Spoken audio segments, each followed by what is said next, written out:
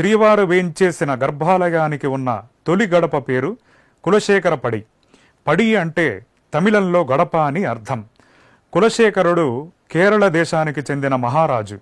ఆయన శ్రీవైష్ణవ భక్తాగ్రేసరులైన 12 ఆళ్వారులలో ఒకరు. కులశేఖర ఆళ్వార్ పవిత్ర క్షేత్రమైన వెంకటాచలాన్ని ఉద్దేశించి అత్యంత భక్తి ప్రపత్తులతో 11 పాశురాలను రచించాడు.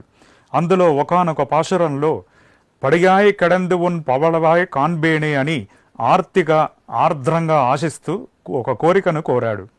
ఓ వెంకటేశ స్వామి, నీ ముందు రాతి గడపగా పడి ఉండినట్లయితే నీ ముఖారవిందాన్ని నిత్యం చూస్తూ ఉండవచ్చు కదా అని పై పాశురం యొక్క భావం.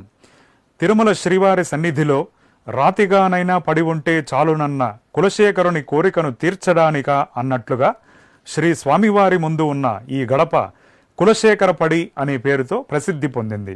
శ్రీవారికి సమస్త కైంకర్యాలన్నింటినీ ఆగమశాస్త్రోక్తంగా నిర్వహించే వైఖానస అర్చకులు భగవద్రామానుజుల వారి పరంపరకు చెందిన శ్రీ పెద్దజీయంగార్ల వారు, శ్రీ చిన్నజీయంగార్ల వారు, ఏకాంగి, అలాగే శ్రీవారి ఆలయానికి చెందిన 5 మంది శ్రీవైష్ణవ ఆచార్య పురుషులు, సన్నిధి పరిచారకులు, వీరు తప్ప అన్యులు ఎవ్వరూ కూడా గర్భాలయ ప్రవేశం చేయకూడదనే నియమం ఉన్నది.